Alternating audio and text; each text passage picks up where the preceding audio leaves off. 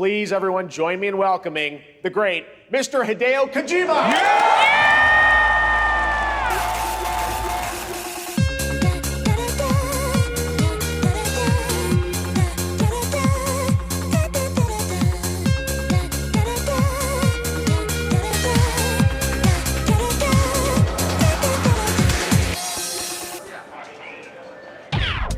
Hey, Frank Howley here, and I'm back from Summer Games Fest in LA, where I got to see the newest games, meet tons of developers, and witness advancements in fishing technology. Where are the fucking hooks? It's right there. It's like, yeah.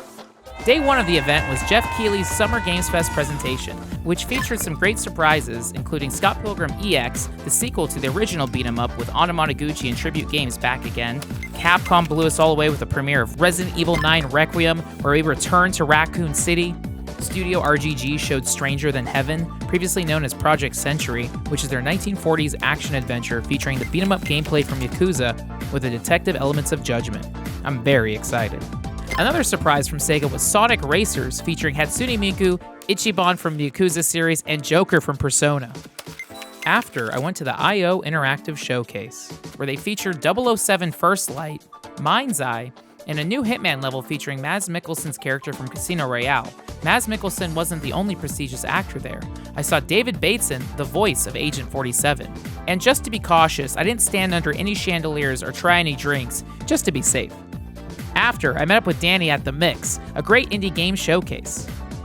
Hey Frank. Hey Danny, where are we? We're at The Mix. It's actually the most E3 thing that's here at SGF, because as we can see Cloud and Sephiroth on the iconic Figueroa Towers? Hotel Figueroa. Hotel Figueroa. The LA Convention Center is like right there, which is great because you were at the thing this morning, which is down in fucking Inglewood. Yeah, it was an hour away from there. It's nowhere close to here. You were at the IO Interactive thing, which was up in Hollywood. 30 minutes from here. So nowhere near here. Yeah. Playdays is it's like a couple of blocks that way, I think. Non-disclosed location. Non-disclosed location. Not that far. But it doesn't feel like E3. This feels like E3 because like this is where everyone used to be at E3. So shout out to Justin Woodward and everyone at The Mix for making it feel like the old times. It's swanky. It's cool. It's a little swanky. There's a lot of games, so there was way more games than I was expecting. Prison of Husks. It's like the PS2 graphics of like Silent Hill 1 or Fear Effect. I love the vibe of it. It has like an eco sort of vibe to the graphics as well. Very much you wake up in a weird prison, there's things trying to kill you,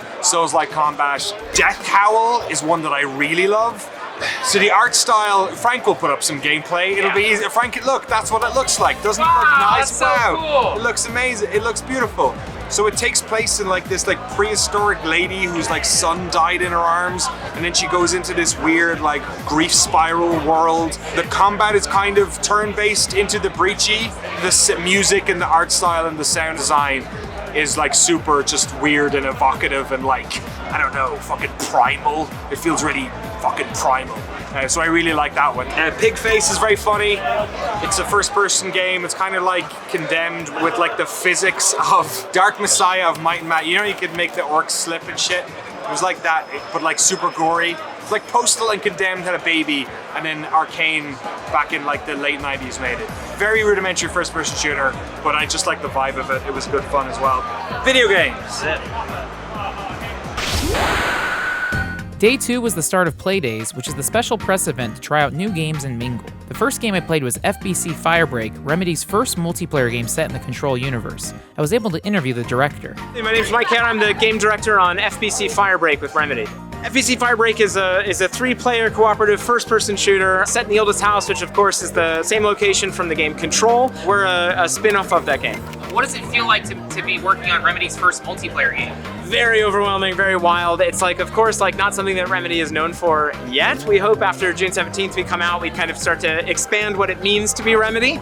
And it's been super, super exciting and also terrifying to be part of that potential shift in the way that people think about the studio. You know, for us, like we of course had a lot of inspiration from games like Left 4 Dead and Deep Rock Galactic, like that sort of like session-based co-op shooter. It's not really a nice genre name for this, is there? It's like, it's very difficult sometimes. And then the other thing I think that we like to do, and we're not the only ones to do it is we do have like a very like anti kind of FOMO stance. We are going to support the game with like a bunch of free content and keep pushing stuff into it, but we don't have like daily check-ins and battle passes, and basically we kind of talk about sometimes that we're a game for dads, people who just want to like come in, play the game. You know, you want to play for 5 minutes and go, that's fine. You want to play for 10 hours, we'd love to have you too. So just kind of like a humble pick up and play, maybe old school co-op shooter. One of my favorite games of the show was Lumines Arise from Enhance, who also worked on Tetris Effect.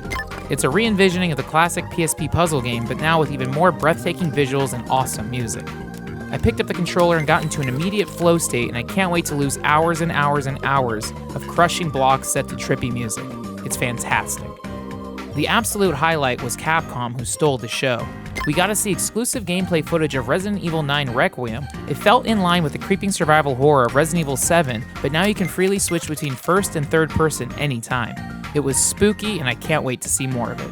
Onimusha Way of the Sword looked great. The protagonist is modeled after Toshiro Mifune from all of Kurosawa's classic samurai films, and it's as if they gave the series the Resident Evil 4 remake treatment. It's got over-the-shoulder action horror, enemies have health bars and damage numbers like Neo, and bosses have stamina gauges like Sekiro. I'm a huge fan of Capcom in general, so anytime we get modern sequels to their classic franchises, I'm incredibly hyped. The real sleeper hit was Pragmata. It's a sci-fi action game where you have an android girl on your back hacking enemies with engaging quick puzzles as you're also trying to shoot and dodge enemy robots. It's weird and I love it. Fallout 76 had a fun booth where you could fish for prizes. Frank, this is humiliating. I don't know how it works. You don't have fishing works? You're supposed to wait and they're supposed to bite. Yes. You got it. Oh Yes. my! Oh! He's fighting me. He's fighting me. Look at Wow! Your first fish. Oh my god! And it's green. It's awesome. Radioactive. After my turn, the king of Xbox, Phil Spencer, also gave it a shot. I'm so starstruck, not because Phil Spencer's there, but Jason Schreier, the legend, is here. Can you tell the people that you have a contact in your phone named Jason Schreier? Yes. And I couldn't tell if it was a real person or if it was just you making fun of me on your phone. But both are people I've been friends with online for like almost 20 years. So Jason Schreier, Jason Schreier. You're really aging us here. Dude, hey, you know, live on TV. How are you thinking December Games Fest this year? Any highlights? I just saw a game called Thick as Thieves, the new game from Warren Spector, that's known for Deus Ex. Yeah. Is Simish or something different? Yeah, it's like Thief in multiplayer. Okay. And so you're like competing with other players to do this immersive sim heist, where you like have to like sneak around guards and find keys and open notes and look up combinations to safes and all that jazz, and then you try to escape with the treasure. So that was pretty cool. That's awesome. There's a bunch of other cool indie stuff here. Not a lot of like big publishers here. Yeah, Capcom kind of was the biggest. I love Capcom. I did want to say real fast, you talked about treasure and Thick of Thieves. I like looting. I like games where you like grind loot, like MMO, Diablos. If I wanted to read a book, maybe it was published recently, what should I check out? You should check out Play Nice, The Rise, Fall, and Future of Blizzard Entertainment, now in stores. Awesome. Jason, I hope you play nice. Take care. I See you, buddy. do. All right. Thanks, Frank. All right. Peace. It was near the end of the day and we were getting tired, so Danny and I recharged before heading over to another special event. What's the hat? Oh, do you like my hat? Thank you. I have to deliver this hat to some anime-enjoying freaks. Yeah, come on, Midwest, we're fishing. These are good prizes. Some are better than others. There was money yesterday. What's about to happen? They're gonna fish for the shit in the hot tub. Okay, yeah. The garbage. I mean, prizes.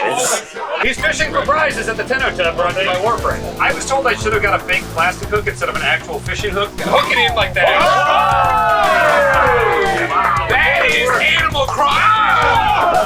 Open it up, Greg. Show the folks at home. Oh, you know you're rocking a Dragon Ball Z. Wonderful. Congratulations, Thank you. Thanks so much. All right, Mr. O'Dwyer, go ahead and fish here. See if you can do better than the bald gentleman. All right, I'll try my best. There we go!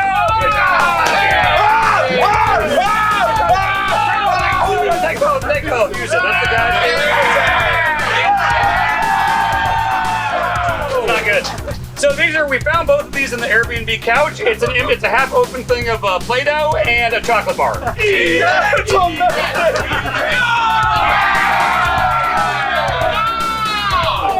not good. Yeah. Jeff here, say hi to the folks at home. Hi, what's this for? This is the Tender Tub brought to you by Warframe. So why don't you go ahead? You got the final prize here. It is a video game. It's free to play. That's right. You're taking money from video games now. That's 5+ trying real hard. Yeah. Okay. It's a Funko Pop of Carlos Santana. Smooth. Congratulations, Jeff. Now we're going to throw back to the couch, and Jeff Grubb. I'm Jeff Grubb, GiantBomb.com. Let's hang out. Let's talk to these fools. Starting over there with the masturbatory gesture, Danny O'Dwyer. How's it going, bud? I actually have another prize for Jeff. Oh yeah, let's do it. Yeah, I've been sorry. It's the only reason I've come up here actually was to. He's got a gun. Oh, these were sold out. I was going to try to buy another one. They wouldn't take my money. Shout out to them. There we go. It was great to attend the Giant Bomb at Night stream for their legendary couch segments. And with all the shocking twists and turns of the company ownership in previous years, it was a miracle they pulled it off. It was especially heartwarming to see Jeff Gerstmann join the gang again, and to be reunited with his beloved hentai hat.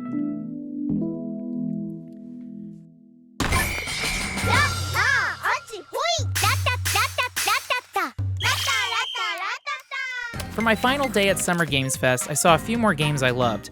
Ratatan is the spiritual successor of the PSP rhythm game Patapon from the same creative team. It's extremely cute, but you're commanding an army of monsters all set to a rhythm drum combat.